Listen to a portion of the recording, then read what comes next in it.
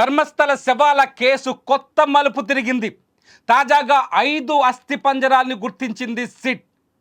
ఇది కూడా బంగ్లాగుడ్డే అడవి ప్రాంతంలో ఈ 5 శవాలను గుర్తించి 5 శవాలను రికవరీ చేసింది. ఇప్పుడు కర్ణాటకలో సంచలనంగా మారుతోంది ధర్మస్థల శవాల కేసు. ఈ కొత్త మలుపు తాజాగా గతంలో 2012లో దారుణ హత్యకు గురైన సౌజన్య మామ విఠల్ స్టేట్మెంట్ ఆధారంగా ఈ సెర్చ్ ఆపరేషన్ని మొదలుపెట్టింది సిట్. ఎవరైతే సిట్ చీఫ్ ఉన్నాడో ప్రణబ్ మహంతి నేతృత్వంలోని కొనసాగుతున్న ఈ సిట్ బృందం ఇవాళ 3 విభాగాలుగా విడిపోయింది. 3 బృందాలుగా విడిపోయి దాదాపు 50 మంది బృందం 3 విభాగాలుగా విడిపోయి బంగ్లాగుడ్డే అటవీ ప్రాంతంలో సెర్చ్ ఆపరేషన్ చేపట్టింది. మీరు స్క్రీన్ పైన చూస్తున్న విజువల్స్ దృశ్యాలు ఇవి బంగ్లాగుడ్డే పైన గుడ్డే అడవుల్లో సిట్ అధికారులు చేస్తున్న విచారణకు సంబంధించిన విజువల్స్. ఈ విచారణలో ఇవాళ జరిపిన ఇన్వెస్టిగేషన్లో ఎటువంటి తవ్వకాలు జరపకుండానే దాదాపు 5 మృతదేహాలకు సంబంధించిన ఎముకలను, పుర్రెలను, దుస్తులను గుర్తించినట్టుగా సిట్ కొద్దిసేపటి క్రితమే ప్రకటించింది. ఈ 5 మృతదేహాలు విఠల్ గౌడ చెప్పిన ప్రాంతంలో దొరికాయని కూడా సిట్ ధృవీకరించింది.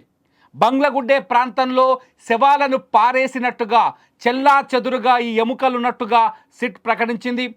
ఈ ఎముకలు, వాటి పుర్రెలు కొన్ని ఆ ప్రాంతంలో వీళ్ళకు దొరికిన ప్రాంతాల్లో 5 ప్రాంతాల్లో వీటిని స్వాధీనం చేసుకున్నామని, ఈ 5 ప్రాంతాల్లో శవాలకు సంబంధించిన అస్థిపంజరాలు, వాళ్ళ శవాలకు సంబంధించిన పుర్రెలు విసిరి పారేసినట్టుగా చెల్లాచెదురుగా కనిపించాయని, అట్లాగే ఆ శవాలకు సంబంధించిన కొన్ని దుస్తులను కూడా కనిపెట్టామని సిట్ చెప్తోంది. ఆ శవాలను రికవరీ చేసింది మీరు చూస్తున్నారు. బస్తాలో మోసుకెళ్తున్న శవాలను చూస్తున్నారు. ఆ అస్థిపంజరాల ఆనవాళ్లను చూస్తున్నారు. వీటిని ఉప్పులో సేవ్ చేసి ఉప్పు బస్తాల్లో తీసుకెళ్లారు. అట్లాగే ప్లాస్టిక్ పైపుల్లో, పీవీసీ పైపుల్లో అక్కడ ఏదైతే ఈ అస్థిపంజరాలు దొరికాయో ఆ ప్రాంతంలో ఉన్న మట్టిని కూడా పీవీసీ పైపుల్లో సేకరించారు.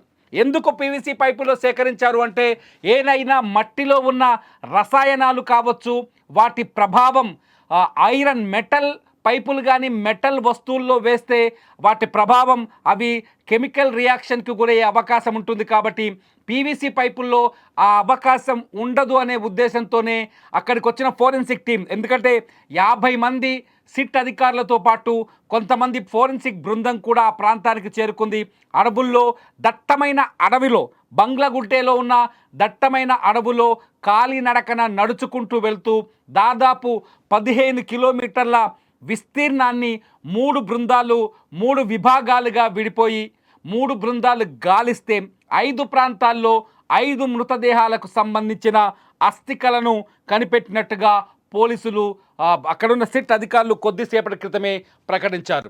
చాలా స్పష్టంగా అర్థమవుతోంది బంగ్లాగుడ్డే ప్రాంతంలో 5 అస్థిపంజరాల్ని గుర్తించినట్టుగా పోలీసులు చెబుతున్నారు. వాటికి సంబంధించిన దృశ్యాలను కూడా మీరు స్క్రీన్ పైన చూస్తున్నారు.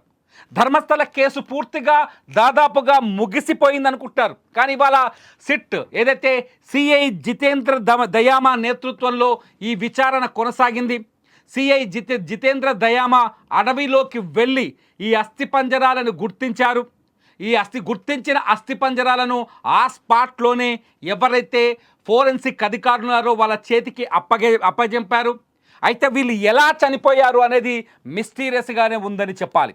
అయితే ఈ ప్రాంతంలో శవాలు ఉన్నాయని చెప్పింది మాత్రం 2012లో అత్యంత దారుణంగా అత్యాచారానికి గురైన సౌజన్య మేనమామ విఠల్ కొద్ది రోజుల క్రితం సెప్టెంబర్ 6వ తేదీన ఒక ప్రముఖ టీవీ ఛానల్కి ఇచ్చిన ఇంటర్వ్యూలో కొన్ని సంచలన విషయాలు చెప్పారు. ఆ విషయాల ఆధారంగా తాను ఏదైతే నేత్రావతి నదీ సమీపానికి ఆనుకొని ఉన్న బంగ్లాగుడ్డే అటవీ ప్రాంతంలో శవాలను కళ్ళతో చూశానని, ఆ మృతదేహాలని తాను చూశానని చెప్పారు. ఆ ఇంటర్వ్యూలో చెప్పడంతోనే సిట్ అప్రమత్తమైంది. గతంలో ఎవరైతే చిన్నయ్య నేను 100 శవాల్ని పాతిపెట్టానని సిట్కి చెప్పి దాదాపు 17 ప్రాంతాల్లో తవ్వకాలు జరిపారు. ఆ తవ్వకాల తర్వాత ఎటువంటి ఆధారాలు లేవని తేలిపోయిన తరుణంలో అయినప్పటికీ సిట్ మళ్ళీ ఈ విఠల్ గౌడ ఆరోపణలపైన మళ్ళీ సీరియస్గానే రియాక్ట్ అయింది. 2 రోజుల క్రితం ప్రణబ్ మహంతి బెల్తంగడికి వచ్చేసి అక్కడ పోలీస్ అధికారులతో సమావేశమయ్యారు. ఆ సమావేశం తర్వాత పోలీసులు మళ్ళీ ఇన్వెస్టిగేషన్ మొదలుపెట్టారు. సిట్ బృందం ఇన్వెస్టిగేషన్ మొదలుపెట్టింది. నిన్న ఒక్కసారి ఆ స్పాట్కి వెళ్ళి అతను చెప్పిన ఎవరైతే విఠల్ గౌడ స్టేట్మెంట్ రికార్డ్ చేసి నిన్న ఆ స్పాట్కి వెళ్ళి ఆ స్పాట్లో విఠల్ గౌడతో ఇచ్చిన వాంగ్మూలం ఆధారంగా కొంత సెర్చ్ ఆపరేషన్ నిర్వహించింది. ఇవాళ 3 బృందాలుగా విడిపోయి ఉదయం నుంచి 50 మంది సిట్ అధికారులు, అట్లాగే స్థానిక పంచాయతీ శాఖ అధికారులు, అట్లాగే రెవెన్యూ అధికారులు, అట్లాగే ఫోరెన్సిక్ టీం వీళ్ళందరూ కలిసి బెల్తంగడికి వెళ్ళి బంగ్లాగుట్టే ప్రాంతానికి వెళ్ళి 3 బృందాలుగా విడిపోయి సెర్చ్ ఆపరేషన్ చేశారు.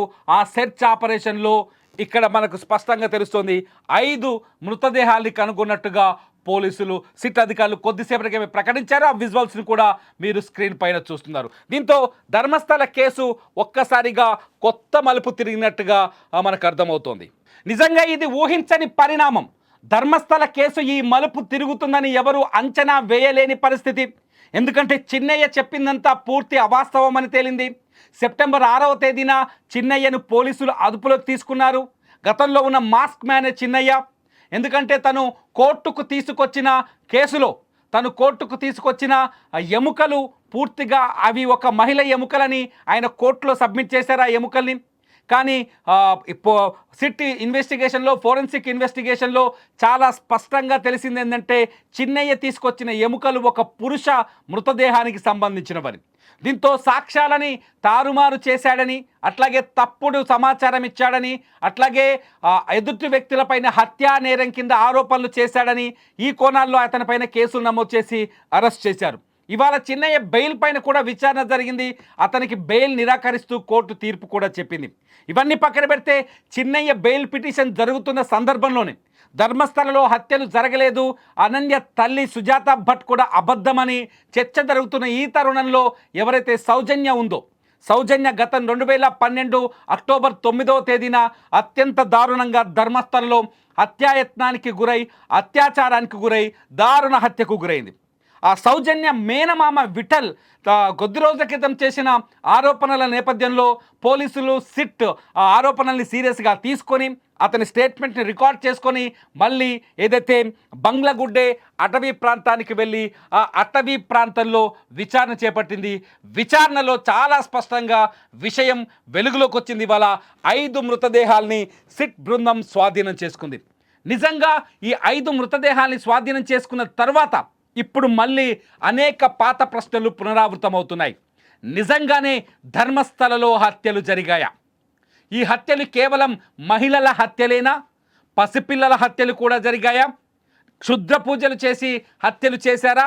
లేదంటే అఘాయిత్యాలు, అత్యాచారాలు చేసి హత్యలు చేశారా?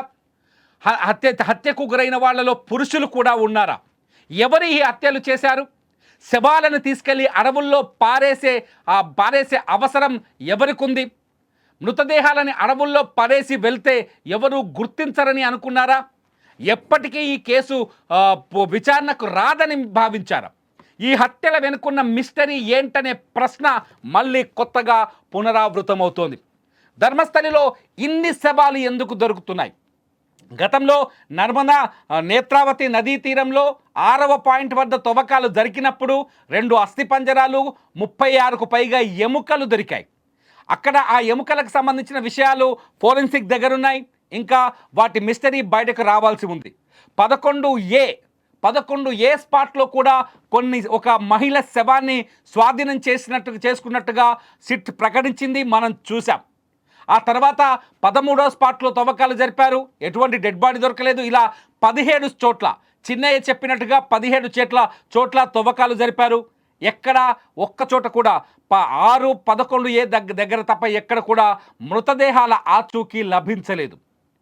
మళ్ళీ ఇప్పుడు విఠల్ గౌడ ఎవరైతే సౌజన్య మేనమామ ఉన్నాడో ఆయన ఇంటర్వ్యూలో చెప్పిన మాటలు ఇవాళ రుజువయ్యాయి, నిజమయ్యాయి. మృతదేహాలు కూడా దొరికాయి.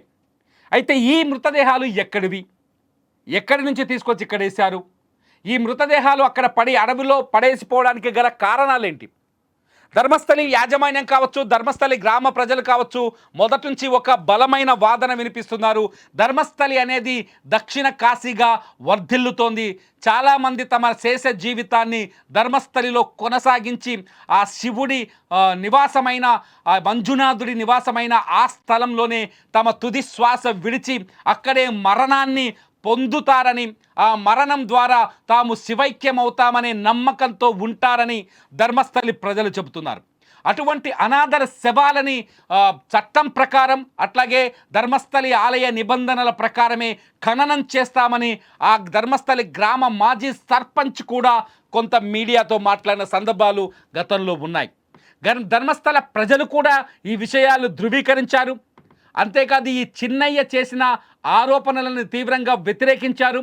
ధర్మస్థలి ప్రజలు చెప్పినట్టుగానే చిన్నయ్య మాటలు పచ్చి అబద్ధాలని తేలిపోయాయి. అంతేకాదు నా కూతురు డాక్టర్ అనన్య కనిపించట్లేదు అంటూ వచ్చిన అనన్య తల్లిగా చెప్పుకున్న సుజాత భట్ పచ్చి అబద్ధమని, తను కొందరు వ్యక్తులు డబ్బులు ఇవ్వటం వల్లే ఆ పని చేశానని పోలీసుల ముందు అంగీకరించింది. ఇప్పుడు చట్టాన్ని ఎదుర్కొంటోంది.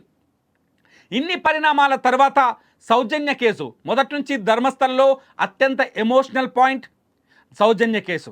సౌజన్య 2012లో దారుణ హత్యకు గురైంది.